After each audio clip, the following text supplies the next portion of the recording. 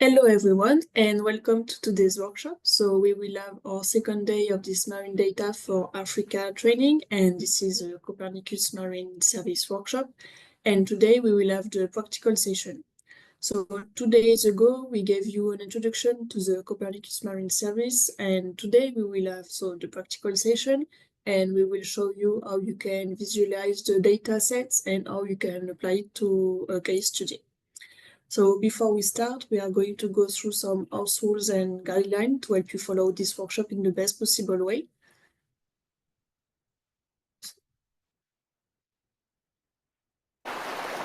In the middle. Sorry. So first, please do not use the chat that you see on your right-hand side for your question. You can use it for small talk or to say hello to us. But if you have a more technical question or if you have any other question, we will use the Q&A section on the website. So you will find it on the top bar of your page. And so there is the Q&A button, and there is the Q&A section. So you can ask your question here for our speakers today. And next to it, you can also take a look at the polls that you can answer at any time. So don't hesitate.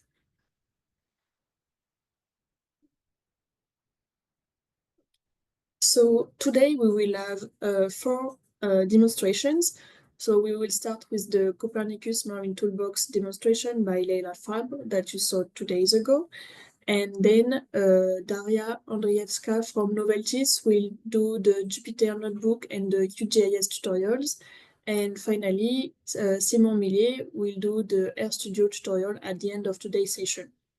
So as I said, it's a practical session, and you might have explored already the materials we made available for you on the website.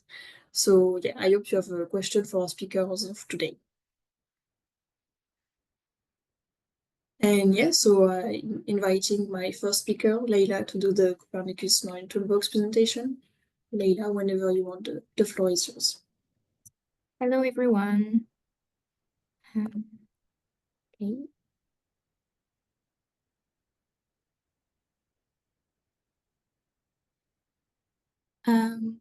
Sorry, I'm just hiding. Okay. So today I'm going to introduce you to the Copernicus Marine Toolbox. So the toolbox is a free user-friendly tool designed to interact with the Copernicus Marine Data Store, and it enables many possibilities with its 4 main functions. So there is the login function with which you can create an encrypted file automatically that will contain your username and your password so that you won't need to write them each time you want to download data.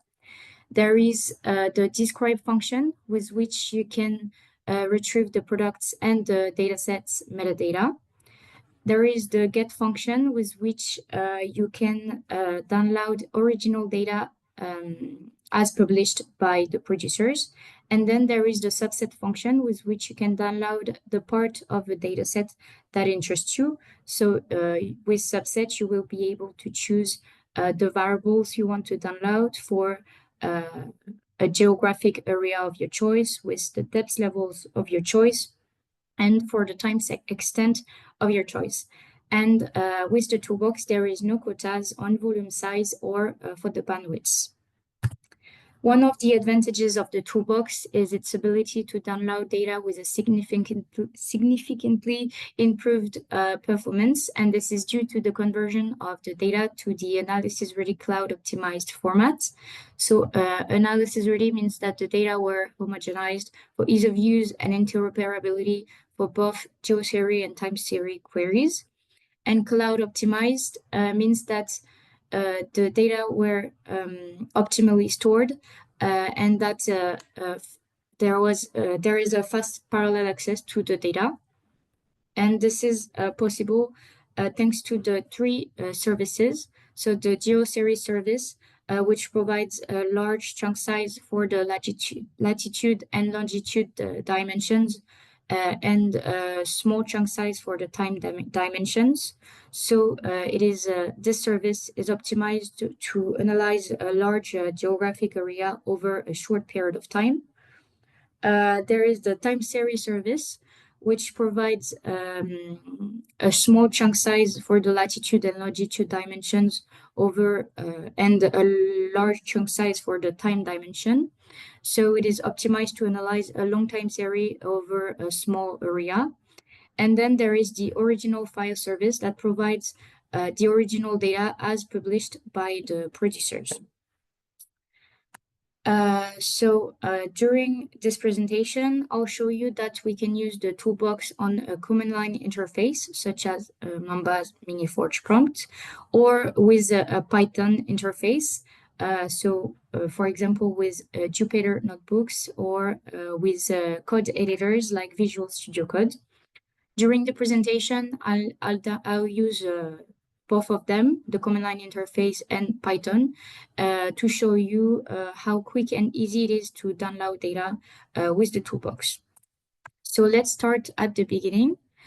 So we are going to explore the Help Center. So it is accessible from the Copernicus Marine homepage. You just have to click on user corner and then Help Center. So in the Help Center, you will find all the information about our different services. And to retrieve the information about the toolbox, you have to click on Copernicus Marine Data Download. And then you scroll down and you can click on Copernicus Marine Toolbox. So in this section, you have all the articles about the toolbox. In the Getting Started with the Toolbox section, you will have article that give the information I told you at the beginning of this presentation, but there are two important articles. So the installation article that explain how to install the toolbox correctly in an isolated environment. And then there is the credentials configuration article that explain how to use the login function of the toolbox, but I'll show you that later during the presentation. Then there is the main functionality section. So in this section, we explain how to use each of the toolbox function for both the command line interface and with Python. In the use cases section, you will find articles that explain how to use the toolbox for specific situation, for example, how to get data for a recurring period. And we also have articles that explain how to use the toolbox with other languages or softwares for R, for example, or MATLAB, in Julia, and so on. And then there is the troubleshooting and FAQs section. So you can check the article from the section if you have a question with the FAQ or if you encounter a problem with the troubleshoots article. If you want to report an issue or if you want to request a new feature, you can check this article. And if you want to check the past and future evolution of the toolbox, you can check the next milestone and roadmap article.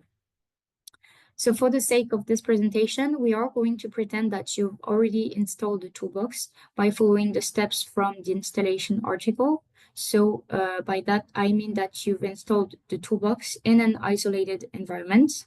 And so from there, the first thing that we are going to do is opening a command line interface. In our case, it's going to be the Mamba's Miniforge prompt.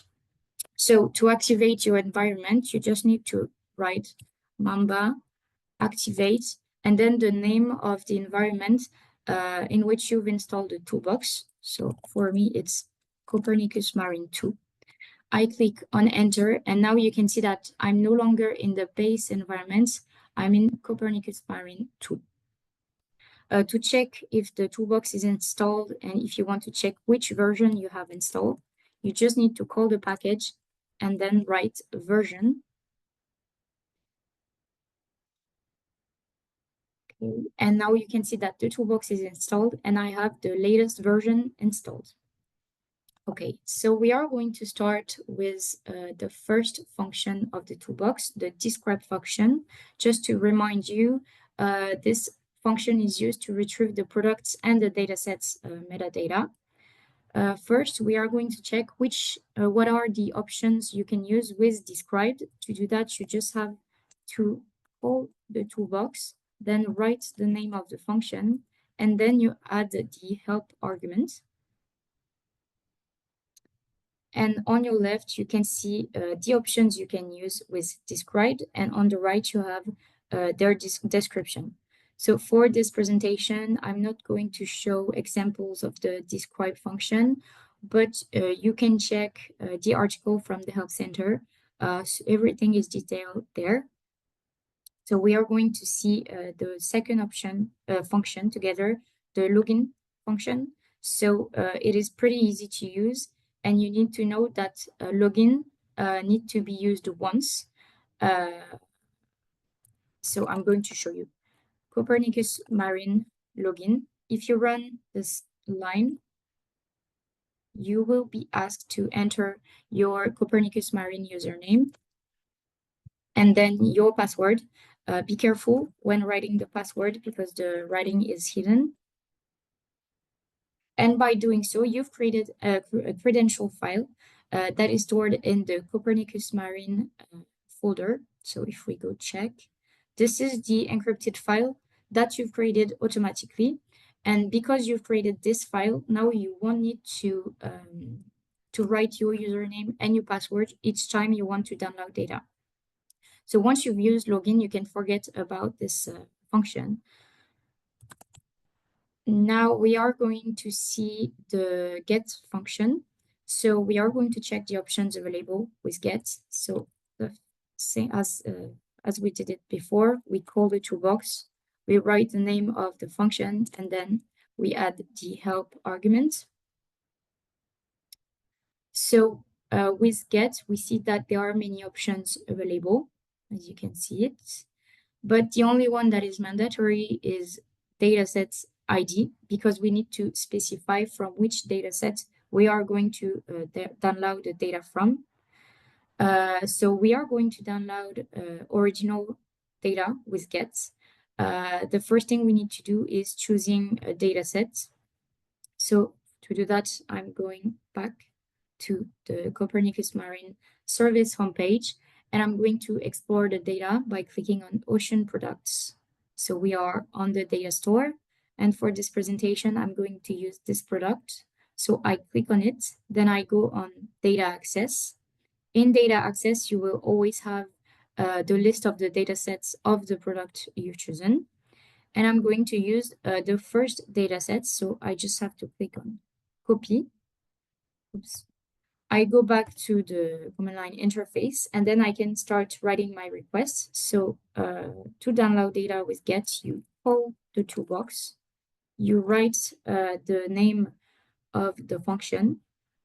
We are going to add the mandatory option, dataset ID, and then you copy the name of the dataset. So we could run the request as it is right now.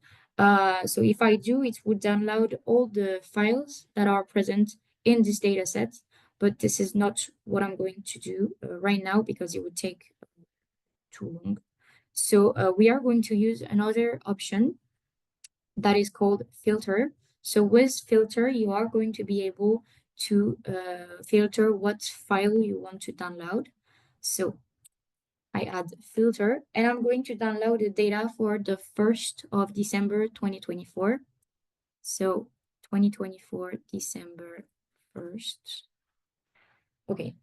And then I'm also going to add the option output directory so that I can specify where I want to save the data. So I'm going to write my path. Okay. So right now, I'm indicating that I want to save my data in the data folder.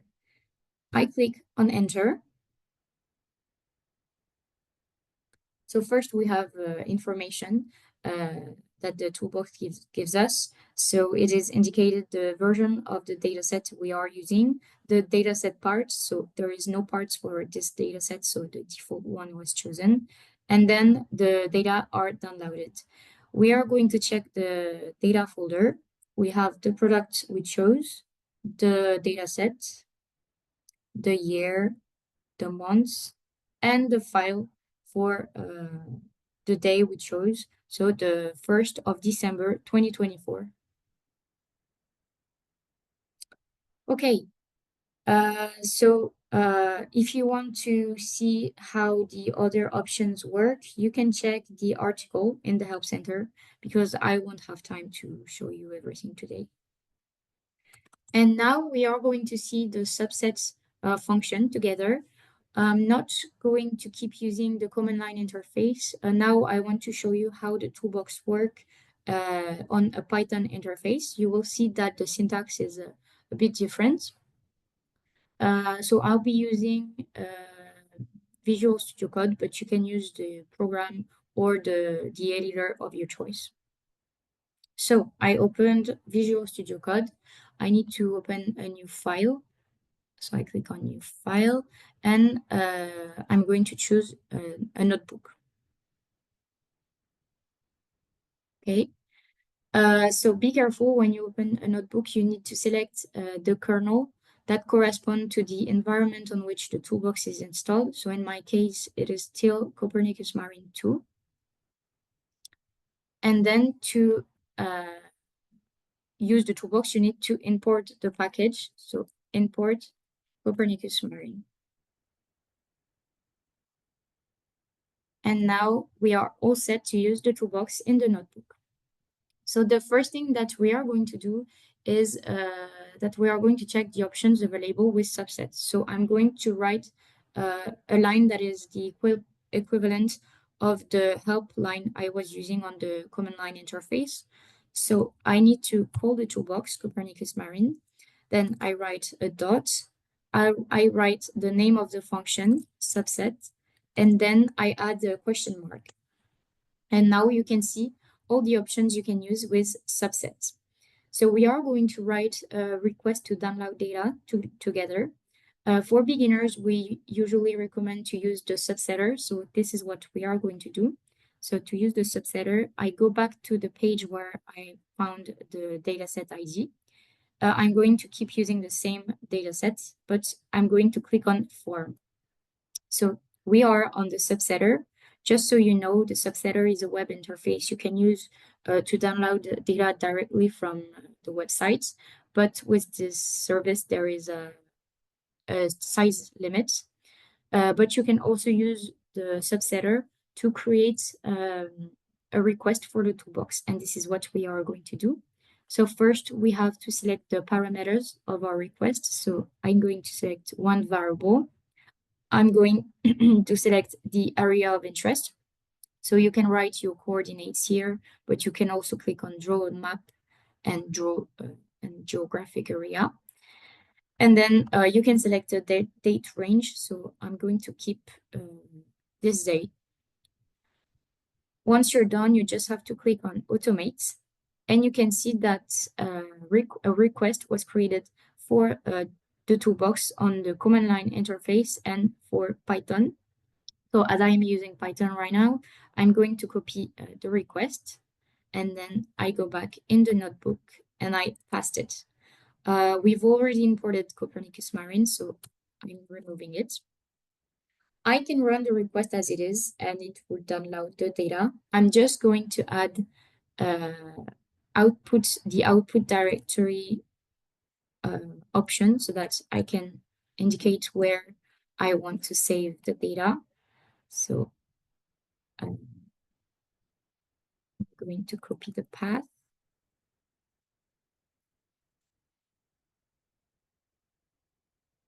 Okay, I'm also going to add the option output file name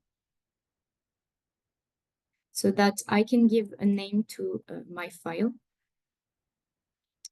I'm going to call it data1.nc. And then you can, oops.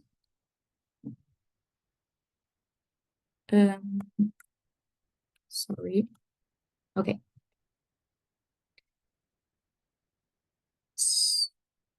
Okay, I forgot equal sign. Okay.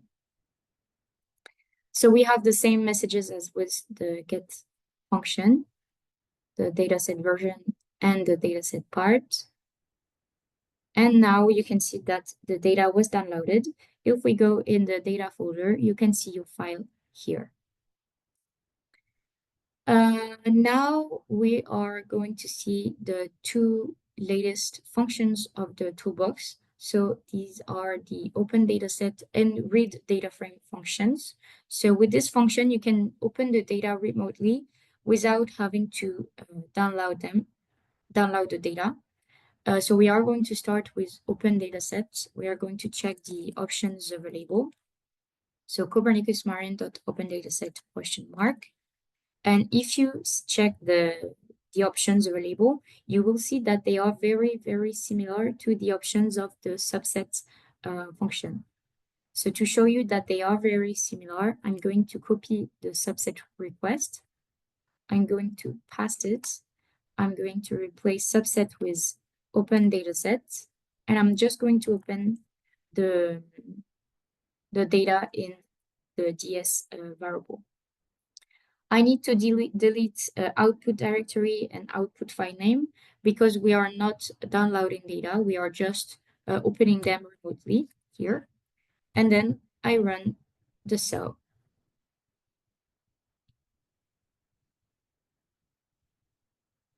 Okay, so now you can see the data open remotely. So you can observe them, you can work with them. And once you're done with the data, you can always download them by using the to.NetCDF option. You just need to specify where you want to save the data. Using the path. Okay, and you also have to indicate the name of the file. I'm going to call it data2.nc. Then you run the cell, and in just a few seconds, you can see that your file was downloaded here. And now we are going to see the read data frame function. So it's the same thing, but you open your data remotely as a data frame. So I just have to copy the cell and then replace open dataset with read data frame. You will see that it works the same way, but it opens the data as a data frame. And that's it. You can observe your data as a data frame. You can work with them. And once you're done, you can download the data. So this is not the to.NetCDF option that you need to use this time, but the to.CSV option. You also have to indicate the path and the name of the file. So I'm going to change the name of the file to data3.csv. Be careful, you have to indicate CSV as the extension. I run the cell, and now you can see the CSV file was downloaded in the right folder. All right, now we are done with all the functionalities of the toolbox. You need to know that at present, not all the datasets are available to download with the subset function.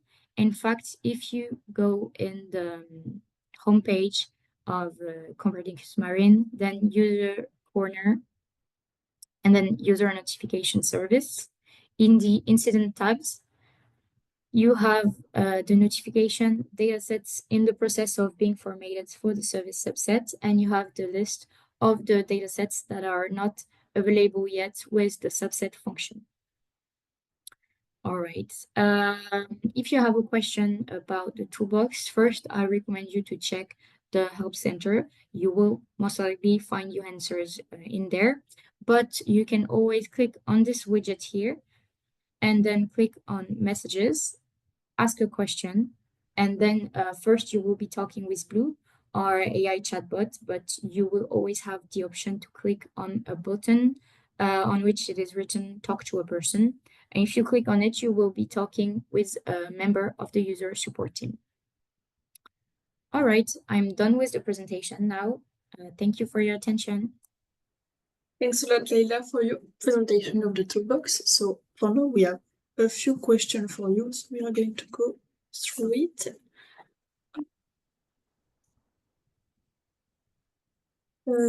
So the first question being, are the results from these commands in the command line interface reliable for any of the activities listed like visualizations? Yes, of course, you can use the data and then use them to observe the data with another software. Thanks a lot. Does the Copernicus Marine package work with the other Copernicus data centers like the Climate Data Store? No, not yet. It's just with Copernicus Marine data. Okay, so not for now, maybe soon. Maybe. I don't know about that yet. So about the software, which software is that blue icon, and are you open to render training on Python sometime? I would like to grasp from your expertise. So the software with the blue icon was Visual Studio Code. It's a code editor, but as I said, you can use the editor of your choice, or you can use a Jupyter notebook. It will work too. And for the trainings, we have many. Training on Python. We do not give training on Python in the user support team. We have Jupyter notebook tutorials that would do it could work. So we have the demonstration of a Jupyter notebook tutorial just after that.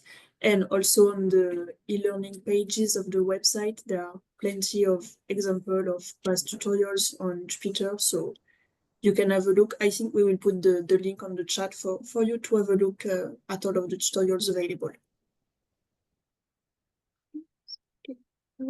And one other question. Is it possible to convert a netcdf file into CSV? Yes, it is. And I think that we have an article about this subject in our help center. You can try looking for it. Thanks a lot. So, why do you restrict the data to Python? What about MATLAB? I ask because I'm better in MATLAB than Python. So this is not restricted to Python. You can download, and you can use MATLAB. I think we have a few articles about that in our help center, but at present we do not offer support if you have a question about MATLAB because we do not have the license yet, but very soon we will have it. But that's why we do not talk about MATLAB much these days. Okay, thanks a lot for the explanation. Okay, so I don't see any more question coming. Oh yes, I have just one more. Oh no, sorry, my bad. Can we use R to import data from Copernicus? Yes, you can use R, and we have several articles about that on the help center. So you will find all your answers there. Good to know. So there is everything for everyone with the different software. Okay, so now I think we are good for the question. Well, thanks again, Leila, for the presentation in the Q&A session. Yeah, as usual, the replays will be available if you want to do what Leila did, but slower, so no worries about that. And yeah, thanks again for coming and joining us. Thank you. Yes, so now we will go to the next presentation, which is the Jupyter Notebook tutorial made by Daria from Novelties. So hi Daria, welcome. Hello. And yeah, you can start showing your screen when you're ready. Okay, great. You hear me, right? So yeah.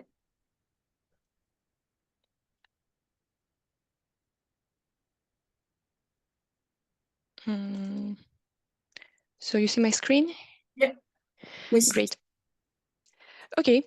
So hello everyone. My name is Daria. I'm from Novelties, and today I will present you two tutorials actually. One in Jupyter Notebook, which we're gonna look at now, and then later I will also present one tutorial in QGIS. So in Jupyter Notebook, we're gonna look at we're gonna focus on analyzing the West African moonstone system. And here, where's a Jupyter notebook, you will have access to it.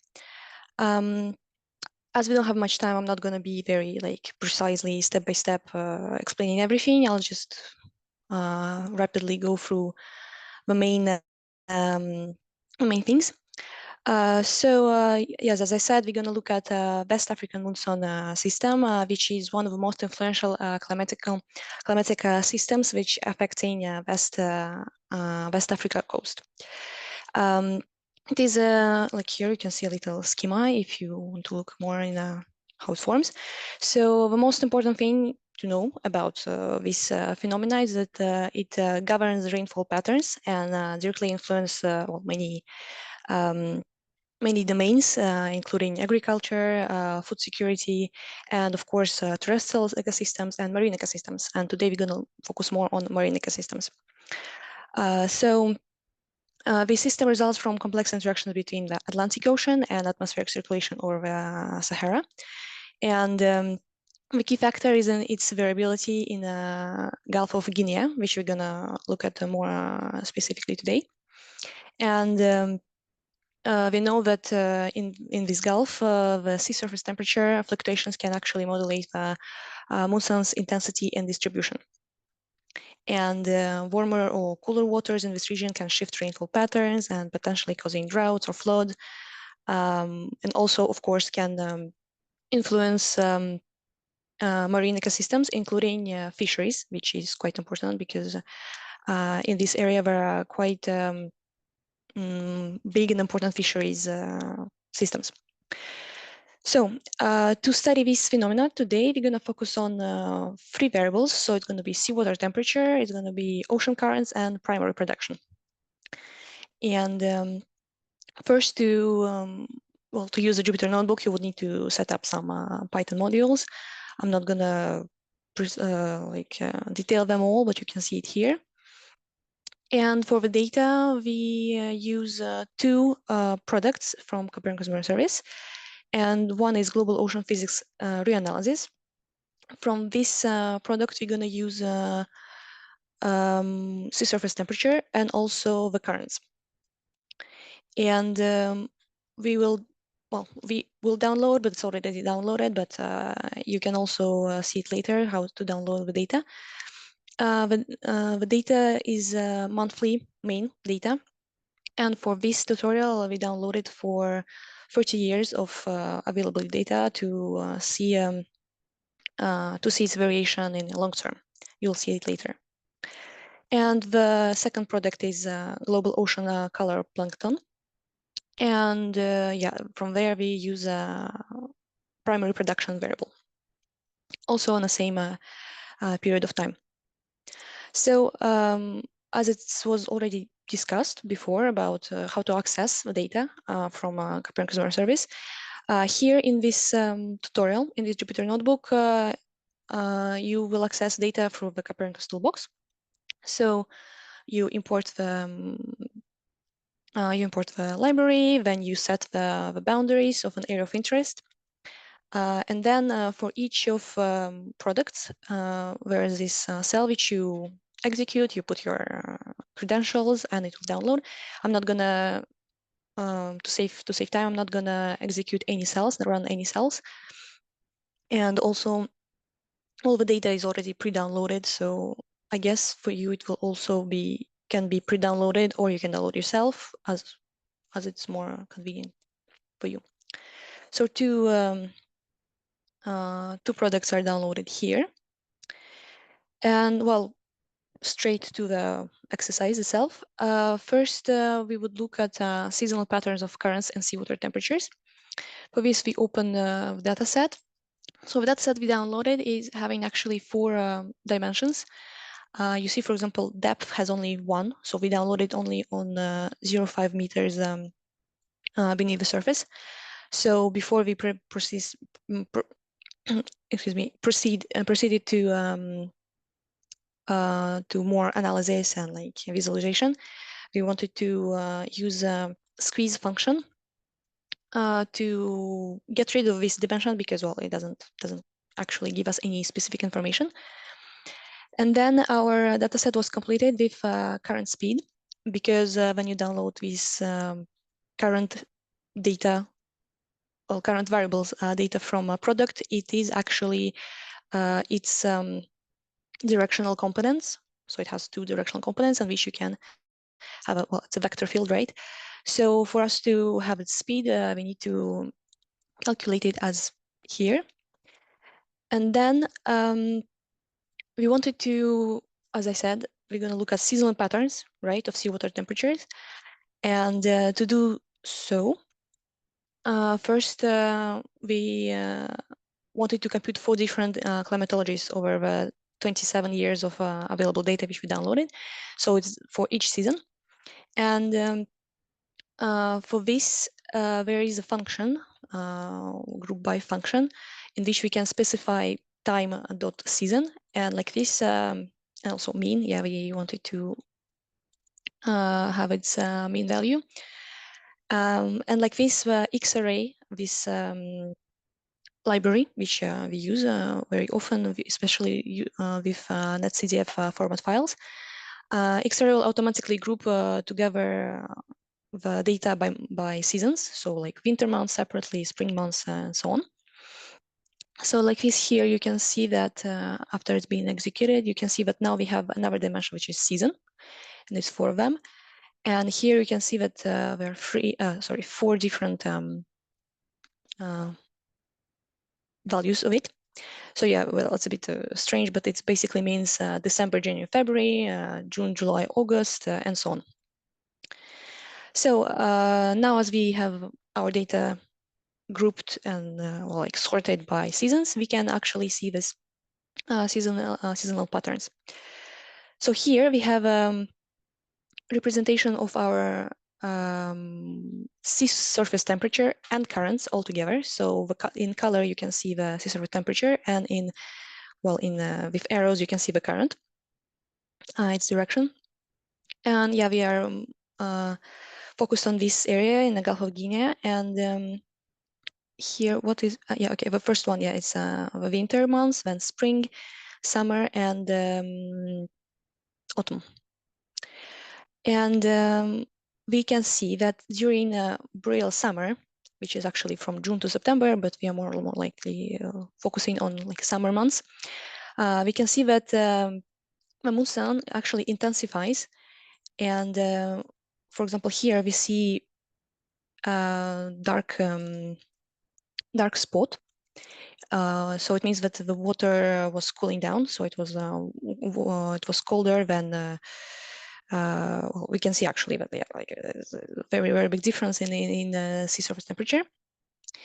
And exactly, so the monsoon intensifies, and so winds are intensifying. They are stronger. They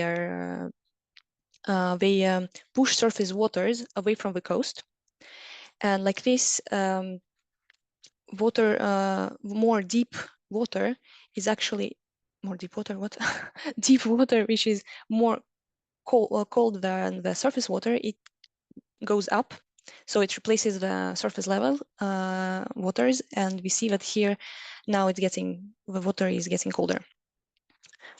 So yeah, that's basically what we wanted to see mostly here. And well, with the current, we see that the current doesn't change that much. More or less, it follows a specific pattern. Now I wanted to look at the correlation between sea surface temperature and currents. And for this, there is also option in X-array, which is called correlation. And well, here it's not very representative. It's better to just see it through the graph. And when we plot the graph, we see this correlation in the color. So the positive correlation is in blues and negative is in red. And we see that the inverse correlation between sea surface temperature and current speed, it's mostly near the coast. Here in dark red, well, near the coast, and here in the big spot. And this highlights the idea that strong currents in this area tend to bring colder waters to the surface, confirming that current-driven upwelling is a key factor in variability of sea surface temperature in this region. Well, in averages, we see some weaker negative or positive correlations. So yeah, we cannot draw any specific conclusions from that. Next, we wanted to look at the impacts on primary production. And for that, well, we load the second product we downloaded, we group by it by season again, and have the same basically representation as we had before for temperature and currents. And yeah, we see how, for example, well, the darker area means more rich in chlorophyll waters. And yeah, we see that this concentration is higher during the boreal summer. So here in the June, July, August. And as we said, yes, the colder waters, the deeper waters, they are re-emerging, they're going up, and we know that deep water actually is more nutrient rich. So that also correlates well with what we said before. So yeah, we know that the nutrients, including chlorophyll, will increase when the temperature of water is decreasing. And the next section was to analyze long-term trends of this West African monsoon system. And for that, we wanted to look at the trends in well, sea surface temperature, in chlorophyll concentration, and in current velocity. And for that, it is basically to look at we wanted to look at well, like historical data, long-term trends, so for long period of time, for 30 years, basically almost 30 years that we downloaded. And yeah, the first step was to smooth out the seasonal pattern of the data by resampling the monthly data set and compute the yearly means, sorry, because we had monthly means, right? So now we have a lot of data. So we want to basically group it by year and then find its, well, mean values. So have like, yeah, more smooth data and less, well, less values, kinda. And then using the linear regression model from SciPy, we can compute trends for recurrent variables. So there are different components. It's horizontal component, vertical component, total speed. And then there is a function linregress, sorry, which is basically allows us to have all the parameters, all the coefficients of linear regression. You can, well, there's a little link included, so you can read more about how it works. So what's the what's the method behind. I'm not going to stop on that. I don't have much time. And after those parameters were calculated with this function, we can again do some plots. And first plot is correlation for current. So we have here we have eastward velocity and northward velocity components as we have it, and then total current speed. And we see, for example, that for both components here, we see a negative correlation, right? And yeah, like here it's like 2.2 millimeters per second per year of loss, and here is 0.5 millimeters per second per year. But on the total current speed, we see that, well, whereas insignificant correlation, we see that it's basically always around like kind of zero, we can say. And that is due to the fact that if you look more in details in these two graphs, you'll see that these two components, they actually compensate each other. So for example, if you look at, well, around 2010, we see that for eastward velocity, it's the minimum, but for northward velocity, it's a maximum. And you can see that basically every time we look at one component, it's at its, well, it's its max, let's say, and another one at min. So like this, it compensates the variability. So yeah, from this we cannot conclude on a weakening or strengthening of the current velocity in this in the Gulf of Guinea, and most likely it is important to look at other phenomena, other events, other whatever was happening in this area during those years. So next one was to look at the sea surface temperatures correlation, and here we see have this this graph. We see an increase in the sea surface temperature over years, And actually, we can see that it increases with kind of quite a big, we will say, at a fast pace, at a big rate, which of course might be brought by climate change, and of course it can potentially impact local marine ecosystems.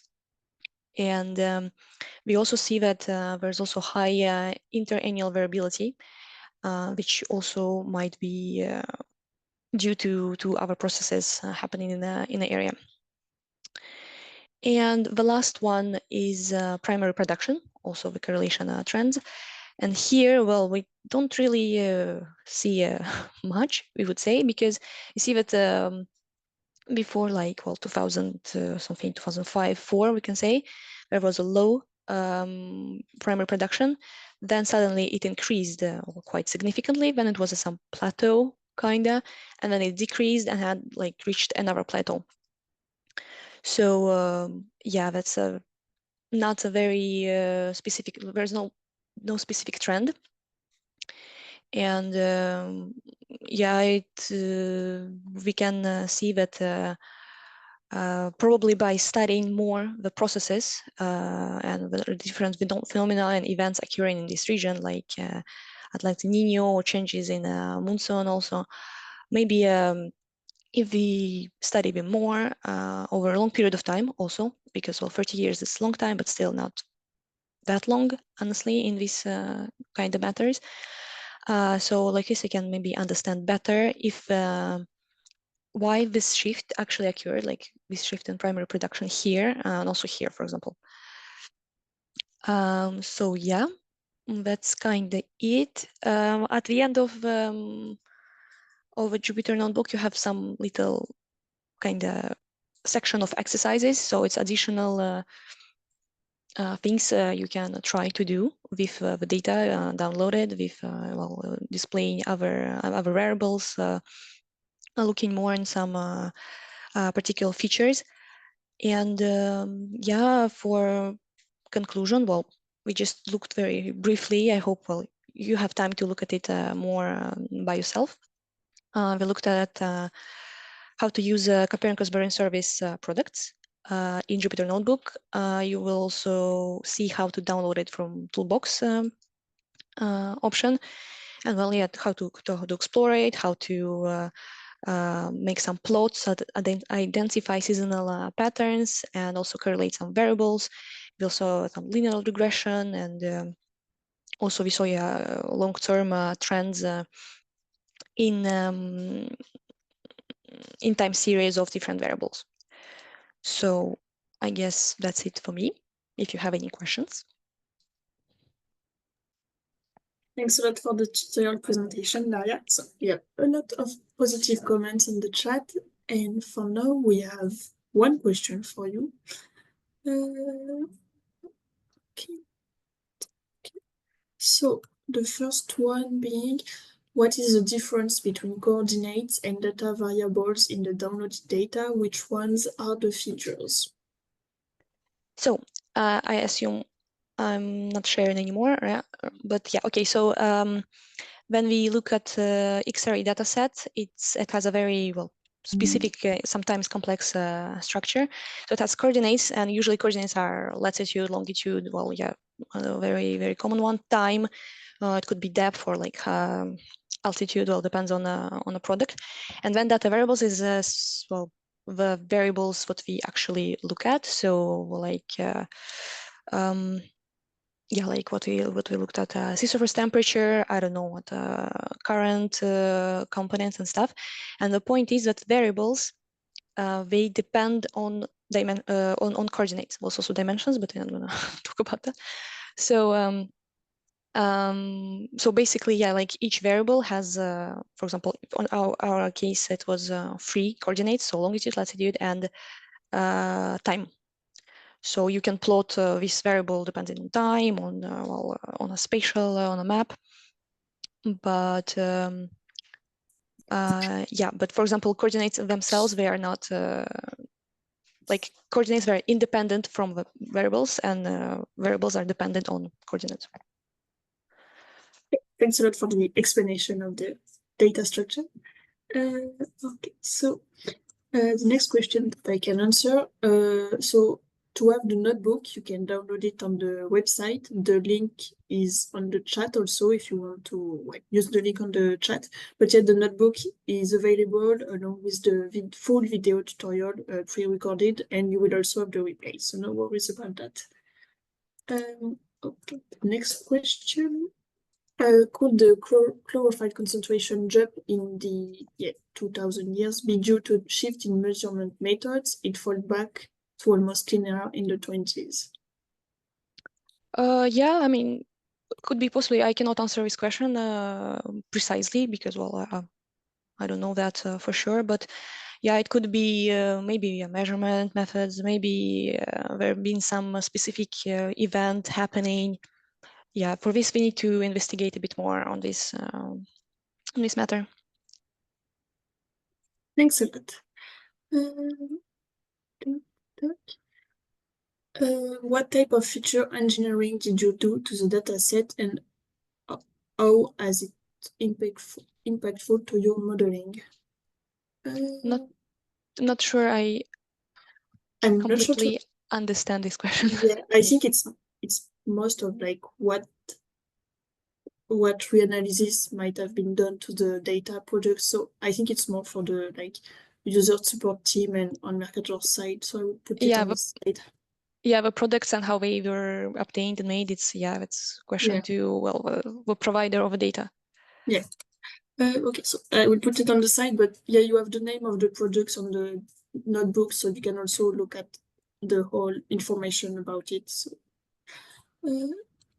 okay, so next question. Oh, okay. How do you differentiate between the different seasons? There are, in general, no season differentiation like that in West Africa. Yeah, so for this, we just differentiate based on a date. So yeah, for example, well, in let's say most common understanding of seasons like winter, summer, fall, and spring. So yeah, if it falls in if the date is in March, so we assume it's in spring. If it's in January, we assume it's winter. Basically, so like the most basic, most simple assumption. Thanks a lot. Okay, this question, so I will answer it. Since Jupyter access is limited to 2 weeks, is there a way to extend this access or get the necessary data to set up a local environment? So yeah, it's true that the Jupyter Hub is limited in time, but there are plenty of articles to explain to you how you can create your own environment, and the notebooks are made also to run on your own computer directly, like on Python or VS Code. So you just need to have the right package to run the tutorial. So yeah, don't worry if you don't have any more access to the hub. So hi, thanks for your presentation. Is there an API for real-time data download or all of this historical data for this region? Nicole from Guinea. Well, you're welcome for presentation. And for the data, you need to check on a website, on a platform. These are historical data, yes, but I'm more than sure that there are products that extend more to the like to nowadays. You can see probably there's data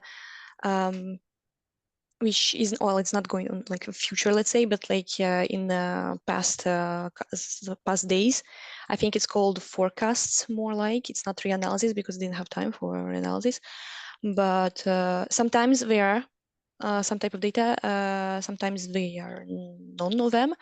And it also depends on the region because some regions are more, well, we have more data than others. So you need to check that. Thanks a lot. So next question. How are you calculating the currents in all points transect or only punctual U compensating V? Maybe is it only at some location? Well, first of all, I'm not calculating the currents specifically because it's already provided in the data.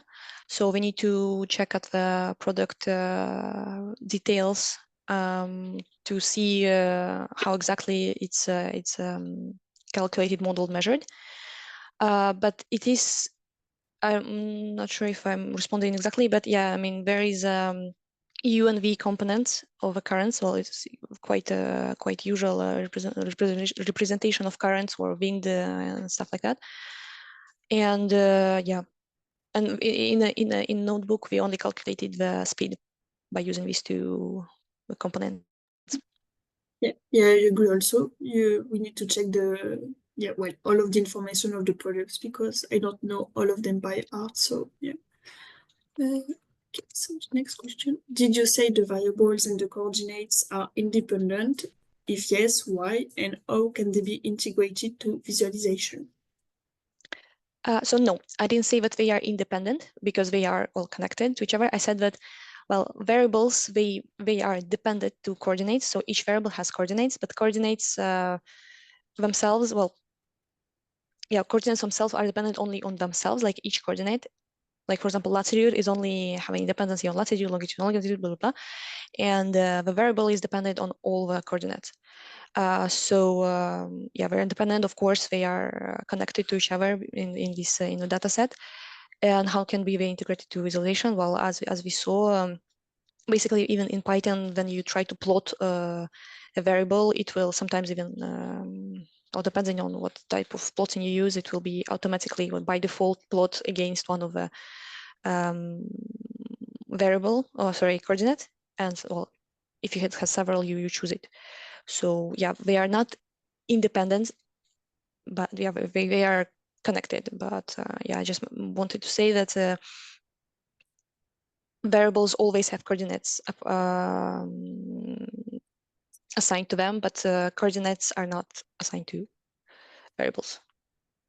If I don't know if train of thought was exactly No, I think clear. it was clear enough. Yeah. Okay. Okay, so this question. So currently, I am not associated with any organization. How can I continue this? So from this, I'm guessing you mean the tutorials. So you don't have to be a part of any organization or anything to download the data, use the tutorials or anything. So you just like download the tutorial and you can practice at home. So no worries about that. So yeah, I hope that was the question. Okay. So for this question, the next question, I'm just waiting to have a feedback from the user support. I will do it after if I can. So I had like 6 questions coming.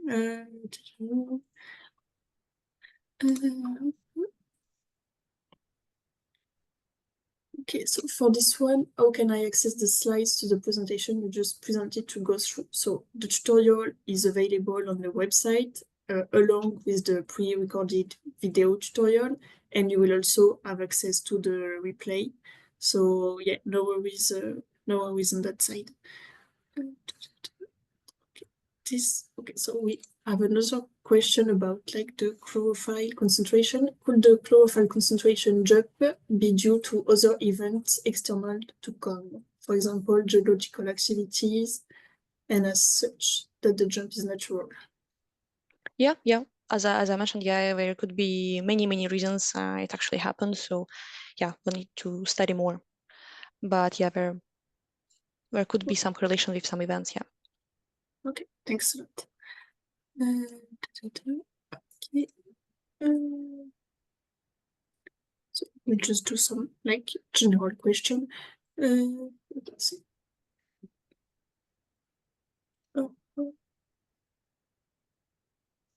My connection is lacking a little on the question. So hello, I'd like to know if there is assistance to support the beginners to use and understand the marine services. So for the training, we try to do the trainings for beginners and intermediate user, but it's true that we go a little fast on it. That's why we have the replays, we have the e-learning pages with all of the tutorials. And if you have any other type of question, you can also like contact the user support. And once you pass through Glue, the AI, you can like talk to a real person. So yeah, if you need any assistance, don't hesitate to contact the user support. Yeah, so I think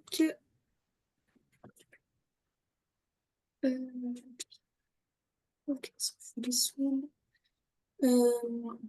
yeah, so I think for the question, I haven't heard back from the user support for this one. So thanks again for the presentation, Daria. We'll see you after the break for the QGIS tutorial. Yes. And yes, so see you in like 10 minutes, everyone. And yeah, we'll come back for the QGIS and RStudio tutorial. See you soon.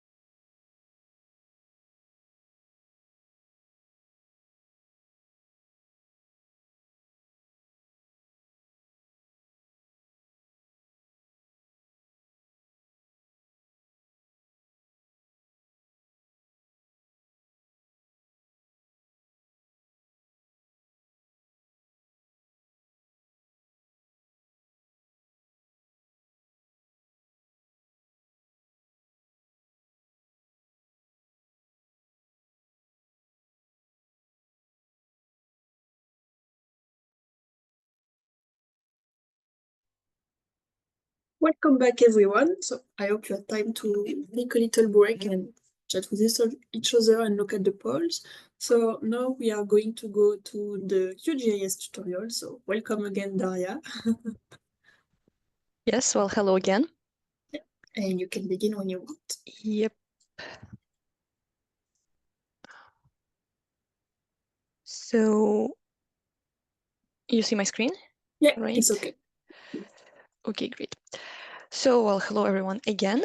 And now we are moving to QGIS exercise, which is analysis of a 2019-2020 marine heat wave in the Agalas Current region. And again, the goal is the same, is to explore different Copernicus Marine Service products and to use them in, well, now in QGIS software to study some specific event. So here we're going to look at marine heat waves in what's happened in the season 2019-2020.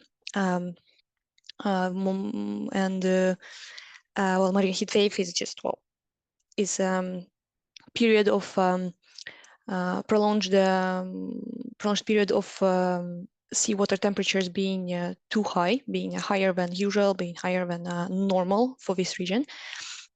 And we're going to look explicitly on the Agalas Current region, which is kind of on the tip of southern tip of Africa continent. And well, here you can see a little image of it. And Agalas Current is a current that goes from Indian Ocean to well, along the southeast coast of Africa, and then it kind of joins with Bengal Current, which is actually coming from Atlantic Ocean. And it is very important current, we would say, because it brings warm water from Indian Ocean to colder waters of Atlantic Ocean. So we're going to look at this current and during the marine heat wave. So we jump straight to QGIS, and we're going to have 4 exercises, kind of small exercises. And the first one was to study the first variable from the first product. It's sea surface temperature, which is actually from the same product which we used for Jupyter notebook, so from a global ocean physics reanalysis. And here, for example, we already, yeah, again, I'm gonna pass very quickly by, yeah, like touch the most important parts. I'm not gonna show you how to import or how to use specific features in QGIS because it's gonna take a lot of time. But more precise step-by-step procedure, you have a pre-recorded video, you have a PDF document, so yeah. So in the first exercise, we were looking at sea surface temperature. So we have a temperature from July 2019 to July 2020. And yeah, we use monthly mean product here too. So here, for example, by unticking each layer, we can see how sea surface temperature intensifies. It well, here, for example, it's very, very high temperatures. And here, this is a February 2020. And then we see that, well, naturally, slowly, it retracts back and gets kind of back to normal. Of course, we need also to mention that it's also natural to have that fluctuation of temperature because the season changes. But in February 2020, we see unusually warm seawater coming in this region. Also here, for example, in all these layers, you can see actually how the current is split. Also, you can see how it's spreading, kind of. Very, very beautiful patterns. So in the first exercise, we wanted to see, like to delimit the zones of the same seawater temperature, kinda. So basically having contours. So for this, we use the contour function. Maybe I even can show you very quickly. Yes, here is a contour and contour polygons, and we use both of these functions to obtain this kind of picture. And we did it only for February 2020, because I said it seems to be the peak of the temperatures during the year. And see, for example, here we have these contours which basically delimiting each area. For example, here we see that it's limiting 26 degrees Celsius. Here's like 28, 30, somewhere 18, and so on. So basically, it's like this, this elevation maps we have on our maps, but for temperature.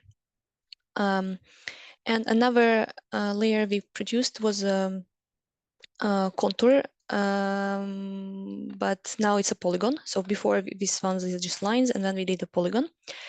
And for that polygon, basically, it's also being filtered. Here you can filter it by different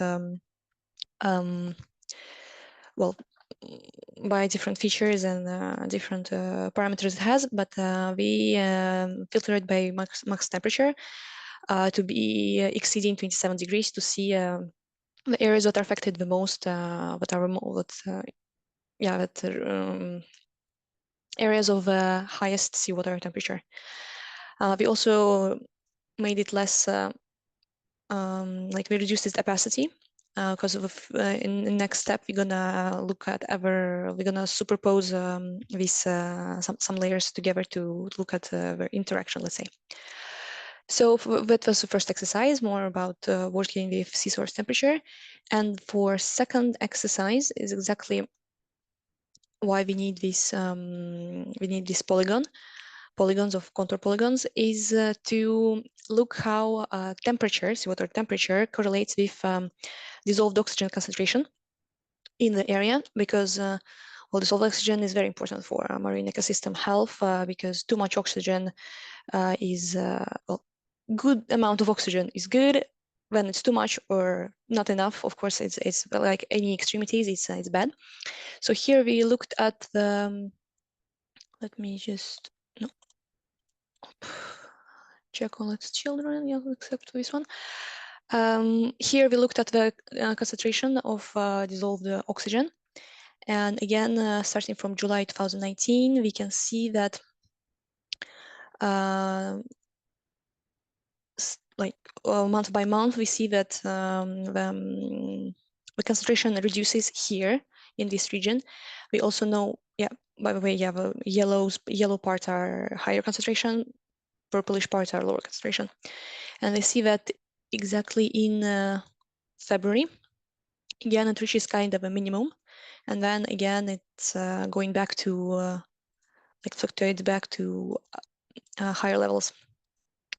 So, and this pattern correlates well with our temperature patterns we saw. So with warmer water coming along the southeast coast, and also gradually the dissolved oxygen concentration drops.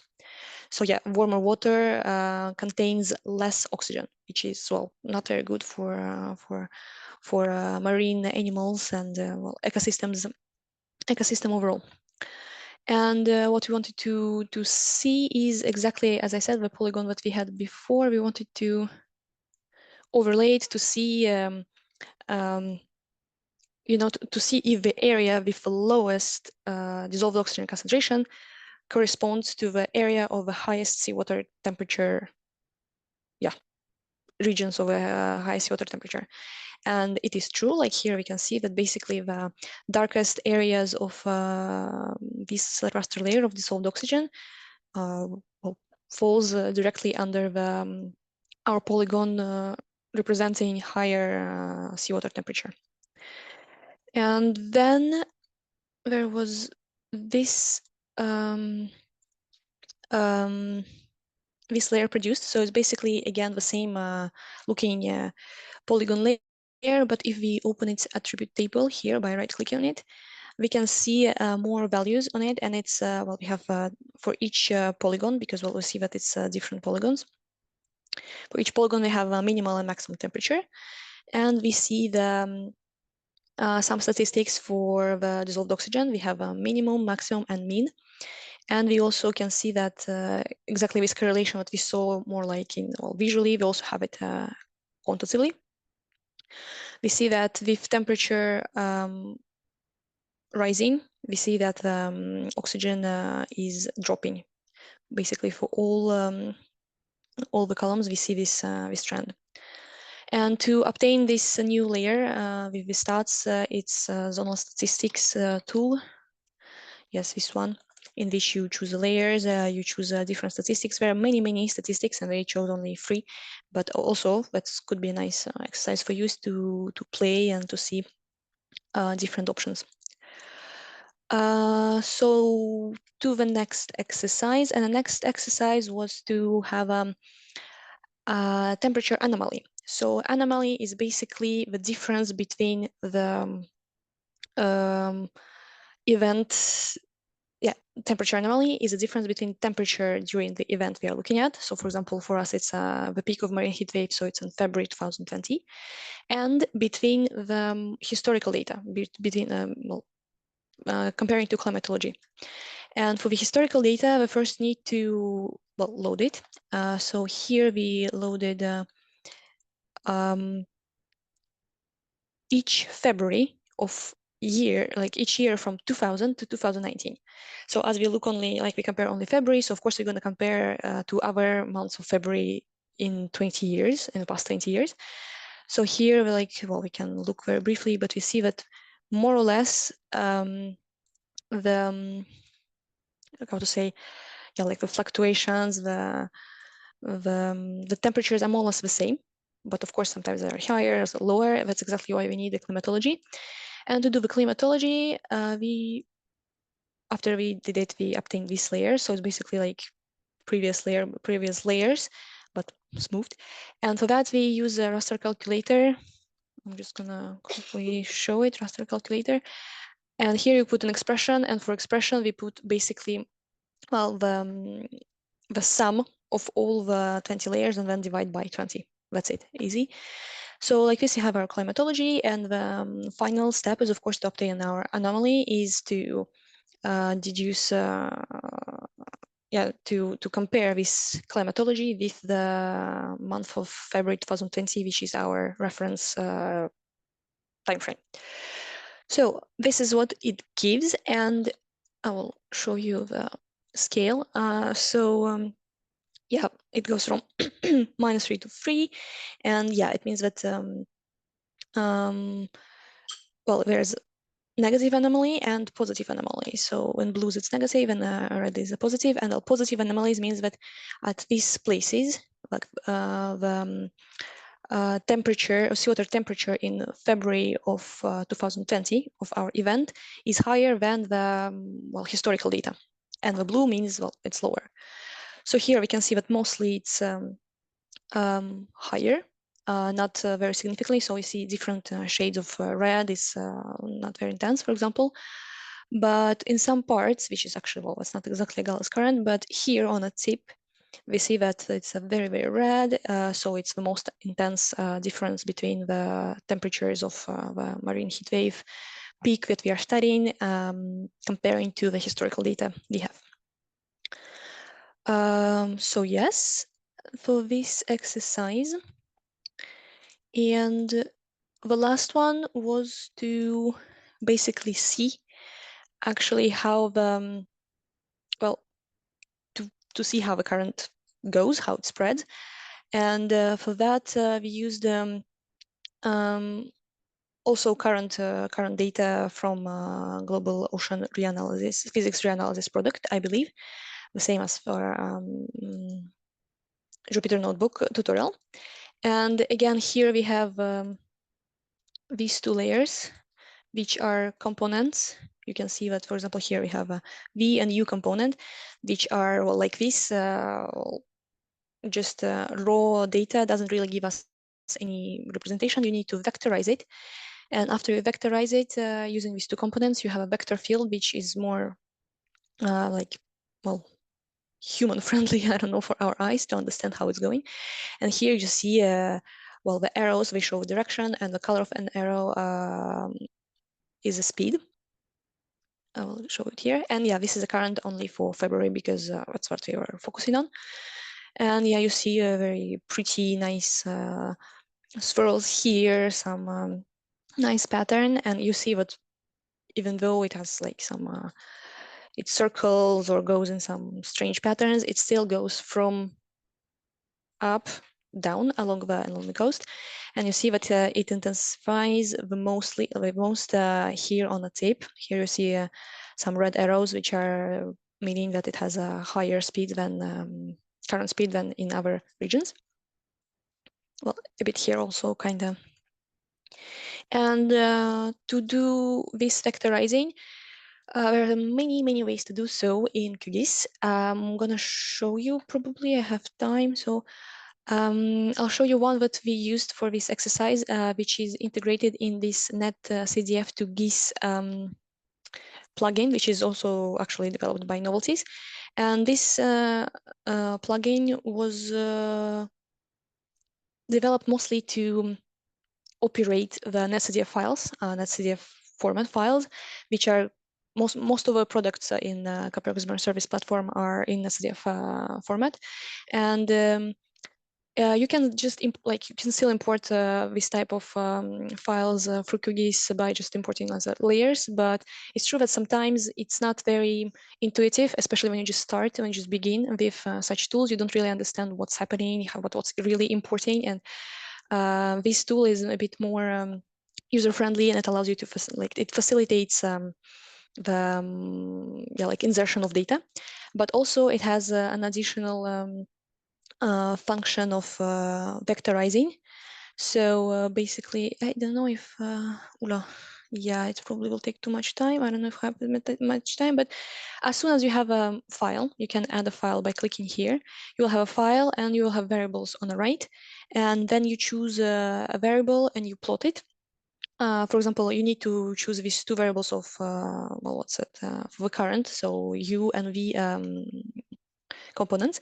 And after you have them, you basically can choose them, and by right-clicking, there is going to be option vectorize. And in this vectorize function, you also tune a bit, like you choose which one component is eastward, which one is northward, and also like if it's current or it's wind, because it's a bit different. And you can also yeah, choose some options, some parameters for displaying, so it's more like pleasant for your eyes, kinda.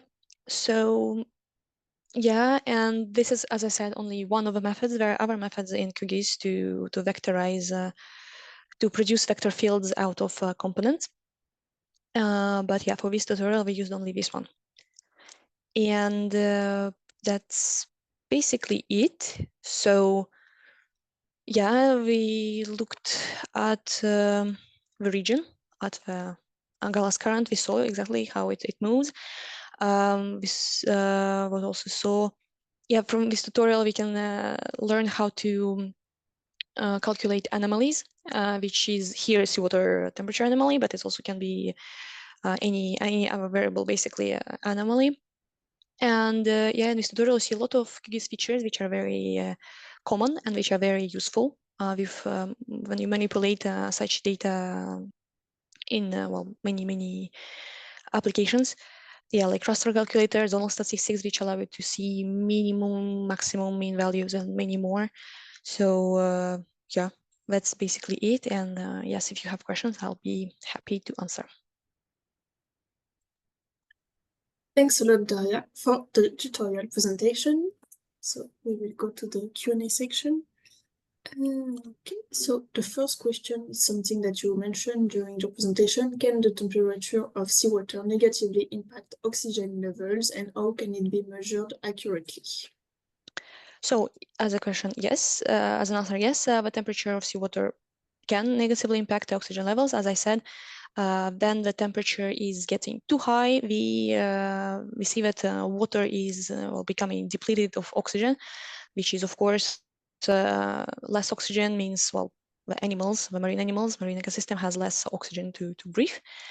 And how it can be measured accurately, well, I guess the most accurate ways to do so is in situ data. So by different tools that are exactly at the place, like some, I don't know, well, there are many measurements from like the whole expeditions on like on the ships and stuff, or how to say, like constant static stations.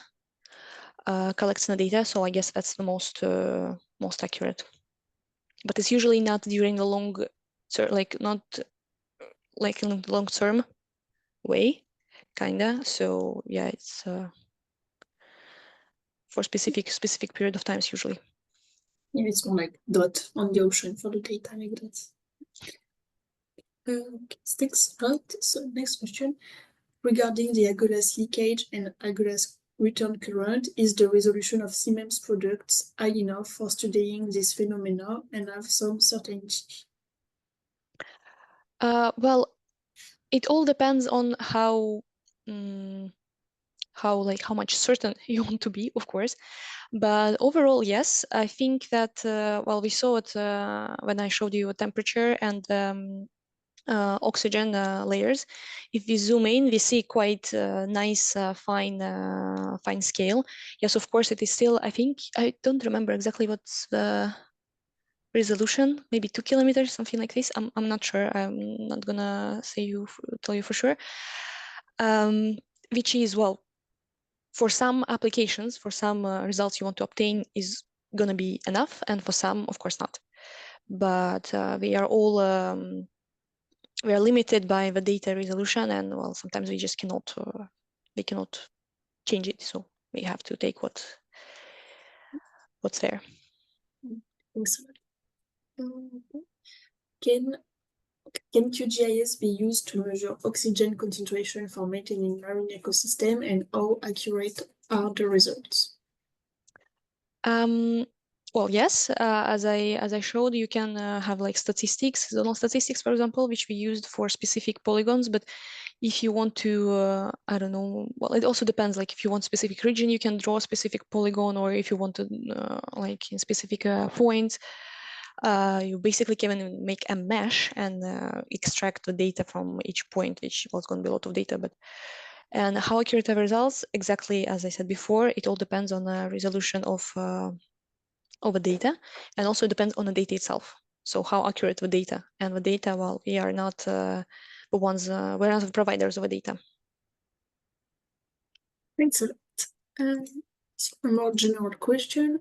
Are there any reason why you're still using QGIS when there are better softwares now like ArcGIS Pro? Yes, there are one very good reason is that ArcGIS Pro is not free, I believe. Well, that's why it's Pro. So yeah, I believe there is no free version. Maybe there is, I don't know. But at the point when we started using QGIS, that was the point of, that was a goal of using it, because yeah, because it's open for, it's free for anyone. So if you don't have resources, you just go and you download QGIS and you're free to go. Thanks a lot for the explanation. Okay. Another technical question. Is it recommended to use Windows for the Copernicus Marine Service QGIS plugin Siemens, as it shows differently in macOS? This plugin actually, it's cross-platform plugin, so it's been developed and tested for all three, so for Windows, for Linux, and Mac. So it should be good. It should work. It's true that sometimes there are some little problems, there is some troubleshooting, but it's recently been updated, the plugin, so it should work good. We tested it with all three systems, and it worked well. Good to know for everyone. Thanks a lot. I noticed that the Copernicus winds are northwards and not north. When I vectorized wind, I had to select current and not wind to get the correct direction. Well, first of all, yeah, I don't know which method you used to vectorize. So if you used a plugin or you used our options, but yeah, it's true that current and wind, they have different definitions of directions, right? So yeah, I don't know. I mean, I would need to look at a specific case. I cannot just answer it like that on a whim. Yeah, I'm not sure to understand what the problem is with the wind being northwards and not north. Yeah, it's very common. I mean, it seems logical to have the direction like that. We'll put it on the side and yeah. Yeah, yeah. Okay. So this one I can answer. Can we download data in NetCDF format without using Jupyter Notebook, using the extension NetCDF? So when you are on the catalog to download data, you can directly download in NetCDF format without going through the Copernicus Marine Toolbox if you want. So yeah, you don't have to use Jupyter Notebook to download any data. That's the question. Okay. What is the technical depth of the SST reading? Certainly only a few meters below the surface. We can have big thermoclines, thereby affecting the O interpretation.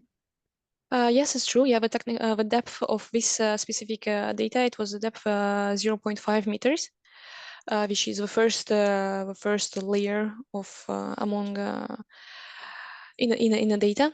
I think I don't remember till what exactly depth goes, but it has various depth levels, and yeah, of course, that's also a good exercise to have a data on different level of different depth levels, and also see how it changes with depth. Of course, yeah. So we have time for a few more questions. How accurate to the coast are the values? The SR event happens within the shelf as it moves north, then within a few hundred meters to a few kilometers offshore. Oh yeah, I think GSR, it's like the Sargent word on the question. And well, I guess it also depends on the resolution of the product. Well, yeah, of course, yeah, exactly. If it's if we have I don't know, for example, 10 to 5 kilometers resolution, and we don't see much in hundreds kilometers. 100 meters, you won't see the we won't see the difference. And also, yeah, as the data is in it's marine marine data. Of course, sometimes there might be a little like offset very close to the coast, so you won't have some, I don't know, maybe several hundreds or a couple of 100 meters very close to the coast, also because, well, there's a resolution didn't allow it to model till that point. Excellent. So another question. Okay, so you mentioned the use of in-situ data concerning the SST for anomalies detection. Is there other means apart from using in-situ data? Well, of course, we have satellite data, of course. Well, like most of all products are based on some satellite. So yeah, that only just again depends on resolution, and also in well, even from satellite that you still need some processing, right? So and it will take time. So maybe sometimes in-situ data is just faster, but and I'm more sure there are more like much more means for that. Is just I'm not aware of. So just one final question for today, and then we will have to move on. What's the source of SST data you use in the exercise? So it was in-situ data, and I'm guessing you have the full name of the product on the tutorial. Yeah, it was no, it wasn't in-situ data. It was a global ocean physics reanalysis, I think, exactly how it's called. But yeah, like there's a reference and yeah, and a link even in the PDF version of this tutorial. So yeah. Thanks a lot. Yeah, and so the next question, it's already one we had answered. So, well, thanks again, Daria, for the 2 tutorials you did present and the Q&A section. Yeah, so everyone not hesitate to look at the replays, download the tutorials, and practice if you want. And yeah, we will go to the last tutorials of the day. So with Simon, also from Novelties. So thanks again, Daria. And Simon, whenever you want, you can start sharing your screen for the tutorial. Yes.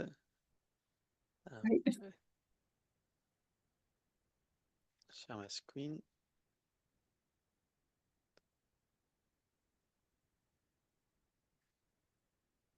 You see my screen? Not for now.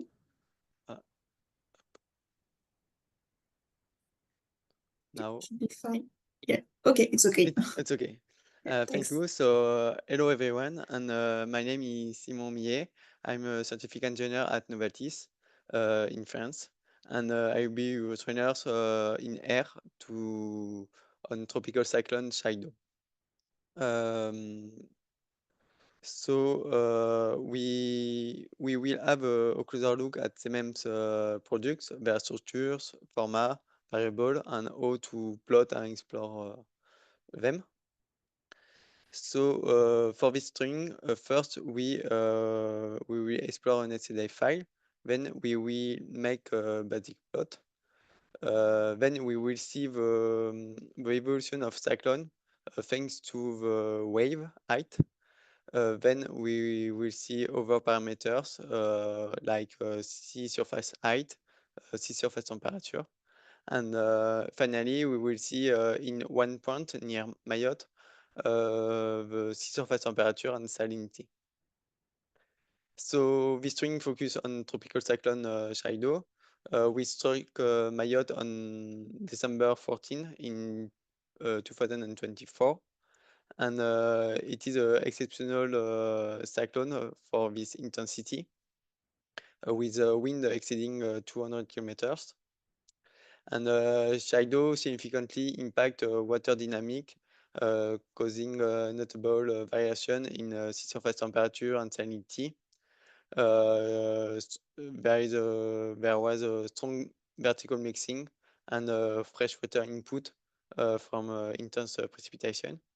So in this training, we will allow to see the evolution of the different parameters like wave, sea surface temperature, sea surface salinity, and sea surface height over the time.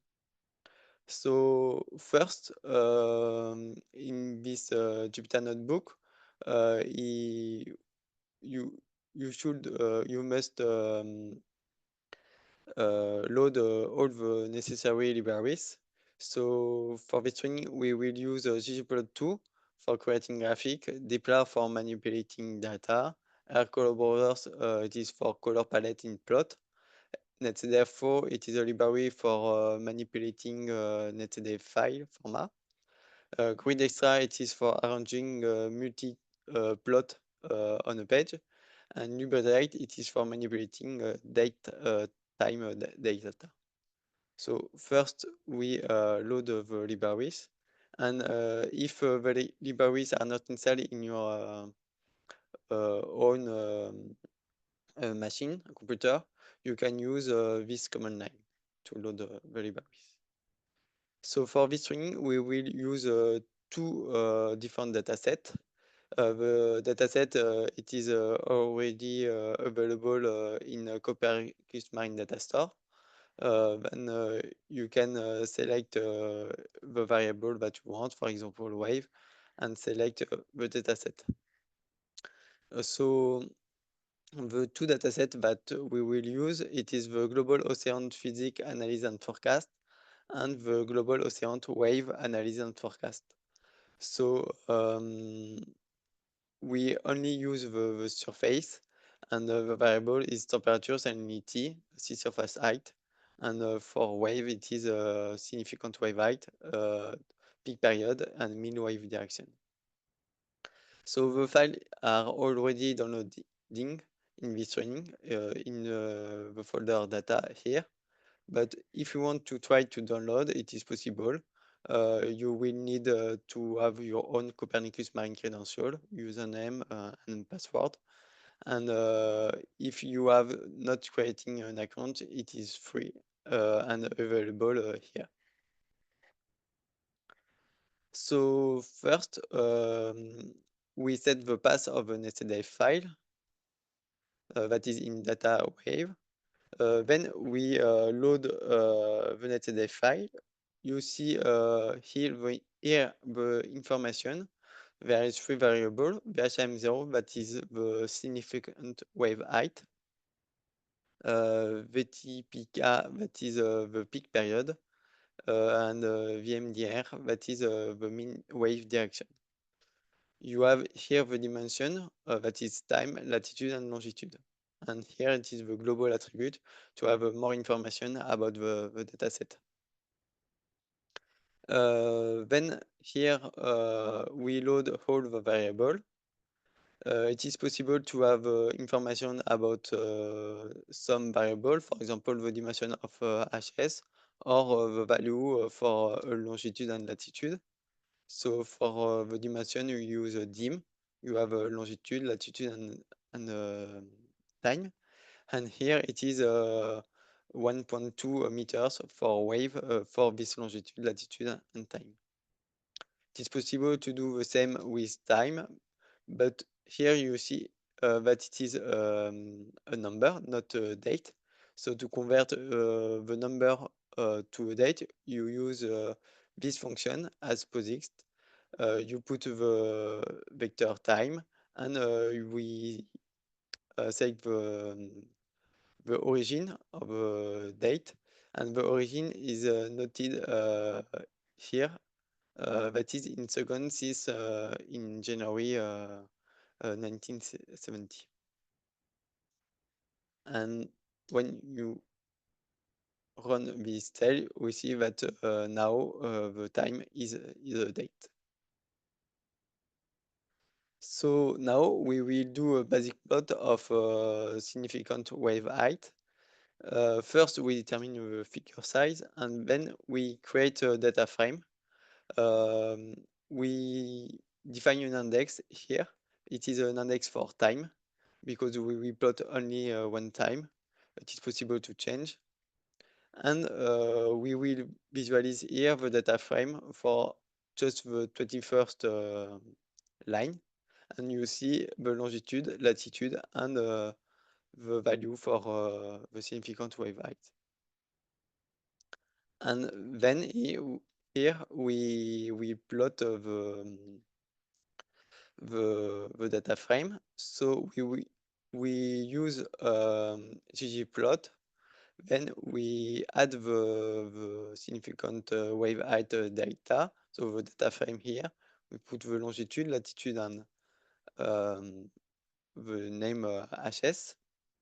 Here it is for the color bar. So here the color, the name of the color bar, here the limit, and the non value. So if we are on the land, it is in gray. And the other line, it is for general aesthetic and legend of the figure. And here you see the significant wave height map on December 13 at 6 p.m. And we see the cyclone here with thanks to the HS on the north of Madagascar, northwest of Madagascar. So, and the wave are above 6 meters. So now we will see the evolution of the cyclone, the trajectory, thanks to the significant wave height. So for this part, we will compare several time to see the evolution.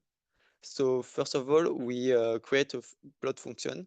It is the same that it is the same code that we have seen before, but it is in a function to simplify the code. Here we define the date that we want. So here you put the different date, and this function allow to have the index of this time. And here we create the plot, individual plot for the different time. So P1, P2, P3, P4.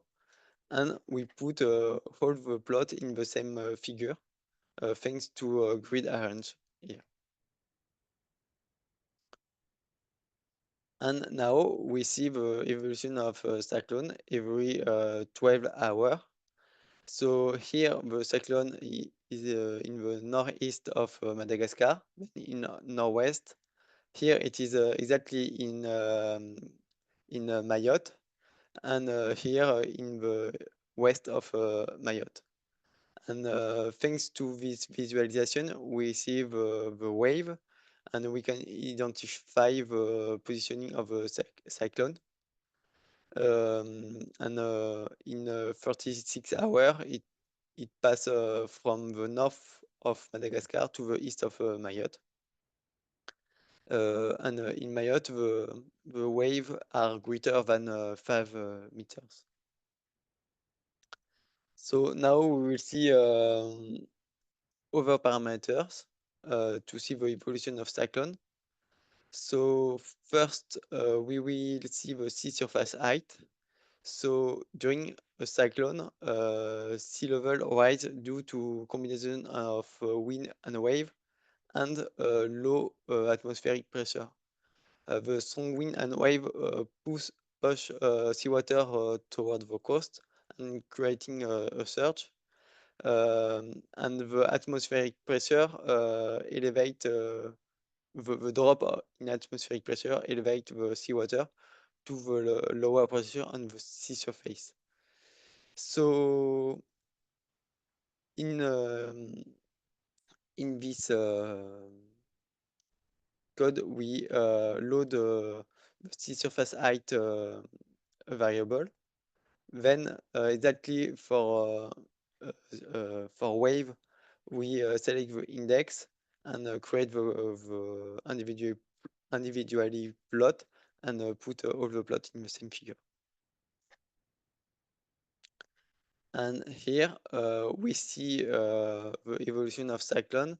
It is less visible, but the cyclone are here, then in northwest of Madagascar, in Mayotte, and in the east of Mayotte. Here we see Mayotte, but not on the wave because the resolution is better. So the elevation here is mainly due to the decrease of atmospheric pressure because wind and wave have just an impact when we are close to the coast. And on the map, most of the time the cyclones are in open sea. So the evaluation due to wind and wave is not present here.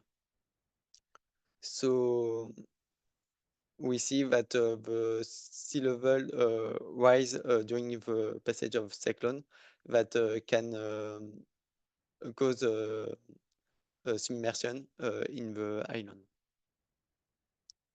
Then we will see the temperature. So first we load the sea surface temperature, we select the index and plot in a map.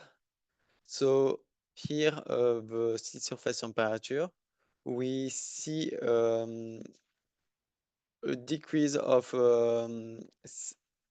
sea surface, a slight decrease in temperature, principally here, but it is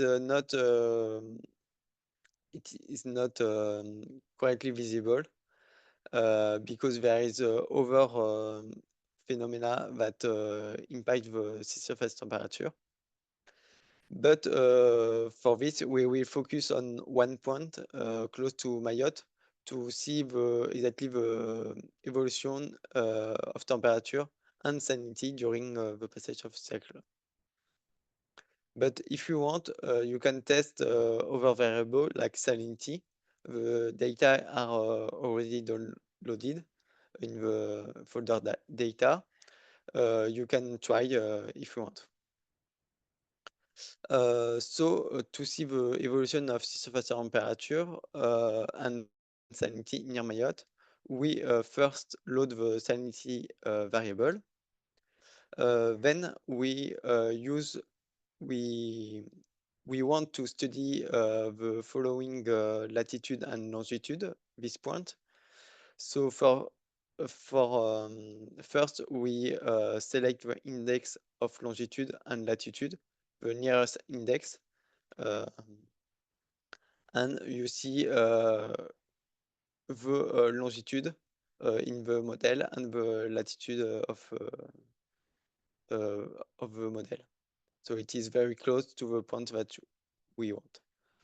Moreover, we select the index of longitude for longitude for the salinity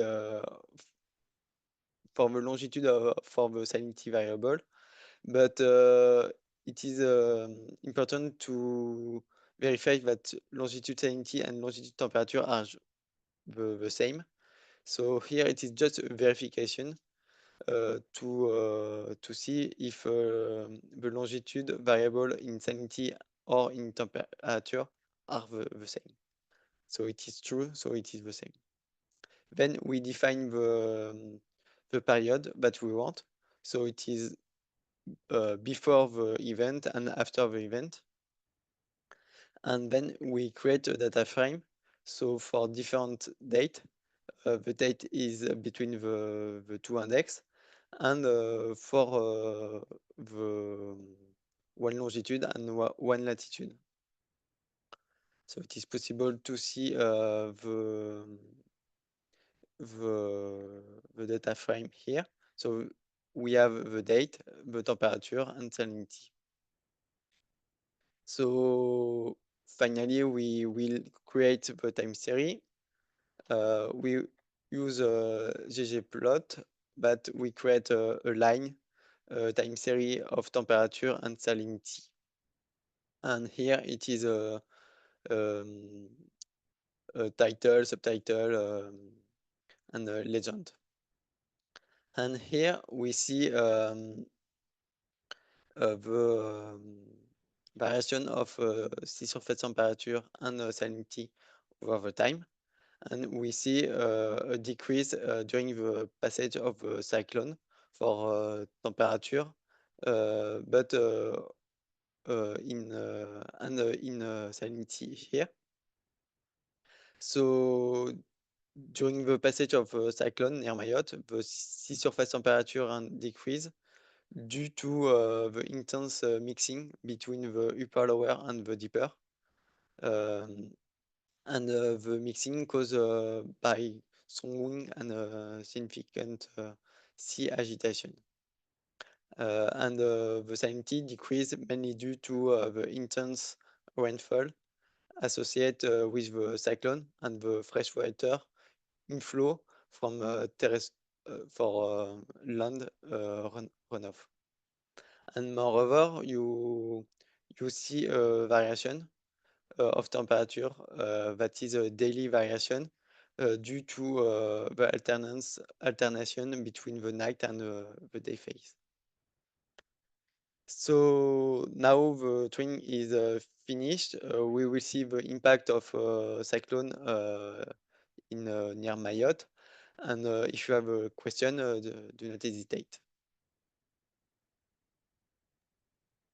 Thank you, Simon, for the presentation of your tutorial. So we have a few questions for you. The first one being why you have longitude with decimal point and not for the latitude. Is it a free choice? Any impact on the precision? I just want to comment, I think maybe there might have been a confusion between like the color bar on the right and the latitude on the left. I think it was like before the 531, like before the SSH, I think. Yes, yes. The longitude and latitude are the both in decimal, and yes, I think it is the sea surface height that is it is variable in color bar that is not in decimal. Okay, yeah, that's what it seems to me, but the maps were already gone. Okay, thanks a lot. Okay. In your figure of spatial temporal evolution of Shido, is it normal that the HS are stronger after the after the cyclone went through Mayotte compare sub-figure 3 and sub-figure 4? Maybe you can share the screen again if you want to answer that. Yeah. So the HS is not stronger after the. It is stronger after the passage of cyclone because near Mayotte there is the island that decrease the wave. So after the passage of near Mayotte, the island is not take into account, and the wave is higher. Thanks a lot. This question. Is R an open source software? Also, can someone without a programming background knowledge easily understand R? I don't understand the question. R is an open source software, yes. Well, I think, yeah, just to learn how to use R, I think it's better if you have at least a bit of programming background, I guess. Yes, Yeah. it is like Python. It is a similarly, but R is most used in statistical analysis. Thanks a lot. Yeah, so a little bit of class are needed to use this programming language. Okay, a general question. Which data can be used to observe artificial installations such as aquaculture farm? Oh, I think we lost screen. Sorry, a bit of a connection issue, but it should be back in a few seconds. Okay, starting to come back. Such as aquaculture farm or coastal protection structures. So I think for external installation like that, you will need to use external data from company who have aquaculture farm, something like that, because I don't think there is this on the Copernicus Marine website. So yeah, external data. We don't have that for now, at least. Okay, so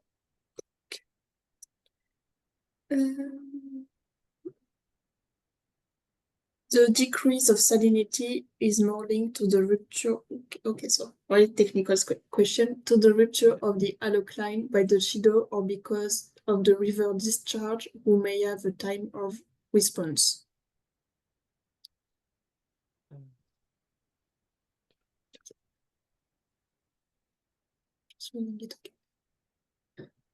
I don't know. I don't know if you know Okay. that is. I think it is the both. The two. It is the two main reason of the decrease of salinity. Okay. Yes. Thanks. One more question. So on the graphic, I saw there is a constant variable, the salinity, while the temperature kept on fluctuating. Isn't the salinity dependent on the temperature change?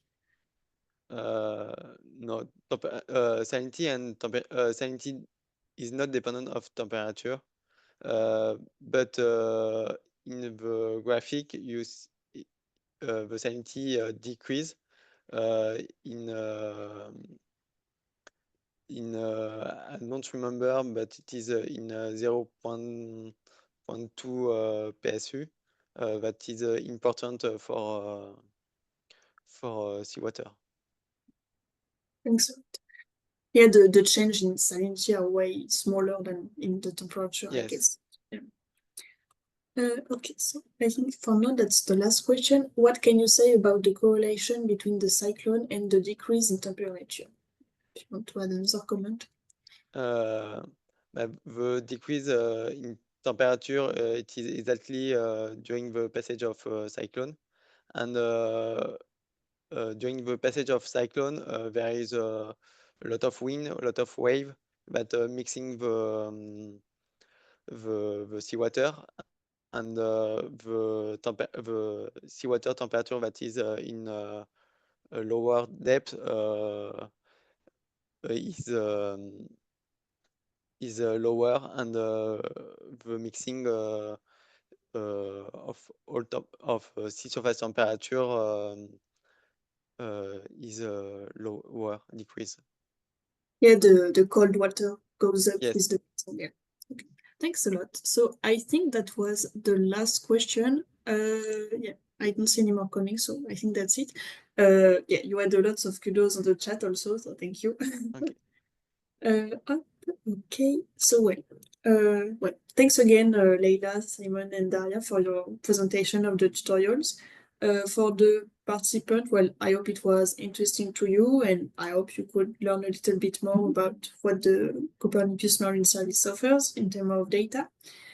And yeah, so I just want to remind you that the tutorials and the full video demonstrations are available on the webpage event on the website. So you can find the full tutorials, and there is also all of the past tutorials from the past training on the Copernicus Marine website this time. And yeah, so don't hesitate to have a look, and the replays will also be available. And lastly, I just wanted to take a few minutes of your time to fill in the survey we conduct for each workshop.